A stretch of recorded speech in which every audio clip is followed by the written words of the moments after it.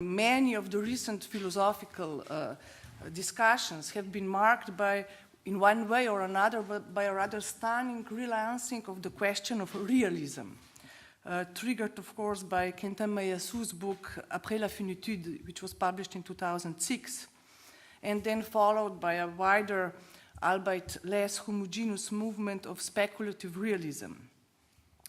And it seems indeed that the issue of realism, of what is real and so on, is having its historical momentum today. And since I myself wrote a lot on this question, I kind of feel interpellated by this relancing. So I will simply take this as an opportunity to raise the question if and how the conceptual field of Lacanian, Freudian, Lacanian psychoanalysis is concerned by this debate. You know, with the concept of the real being one of Lacan's central questions and so on. So what are the stakes here, if any? And I also know that most of you, if not all of you, know Mayasou's book or his basic argument, so I will really just very quickly propose some kind of a general mapping of the space of this discussion.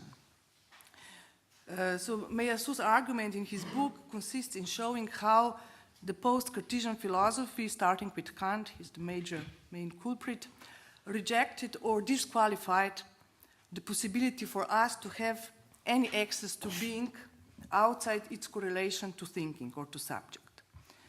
And this is true for both sides, for thinking and for being. So not only we are never dealing with an object in itself, separately from its relationship to the subject, but there is also no subject that is not always already in relationship with an object. So the relation, according to Mayasou, absolutely precedes any object or subject. The relation is prior to the terms it relates and becomes itself the principal object of philosophical investigation. So this is called correlationism for him, and contemporary philosophies are all different philosophies of correlation. Just a brief quote from Mayasou. Generally speaking, the modern philosophers' two-step consists in this belief in the primacy of the relation over the related terms, a belief in the constitutive power of reciprocal relation.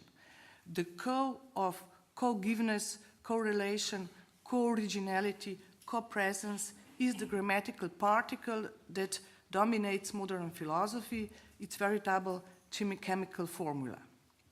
Thus, one could say that up till Kant, one of the principal problems of philosophy was to think substance, while ever since Kant, it has consisted in trying to think the correlation. End of quote. And the, let's say, insufficiency of this position is revealed, according to Mayasou, when confronted with what he calls ancestral statements or archifossils. That is to say, statements that produced today by experimental science, but concerning the events that prior to the emergence of life and of consciousness. Say, I don't know, the Earth was formed 4.5 billion years ago. So these statements rise, according to Mayasou, insolvable problem for a correlationist.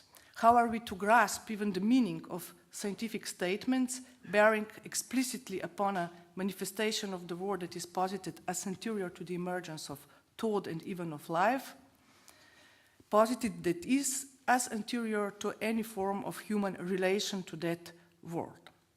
So he claims that for a correlationist, this point of view, the point of view of these statements are strictly speaking meaningless. They are meaningless from this point of view. So I think, just put it in broad perspective, that one of the merits of Mayasou's book is that it has reopened not so much the question of the relationship between philosophy and science, as perhaps the question whether they are speaking of the same world. And you know that Alain Badiou has recently raised and answered a similar question in political context with this emphatic claim, there is only one world. And I think this question has its pertinence also on the level of where epistemology or science touches upon, let's say, ontology.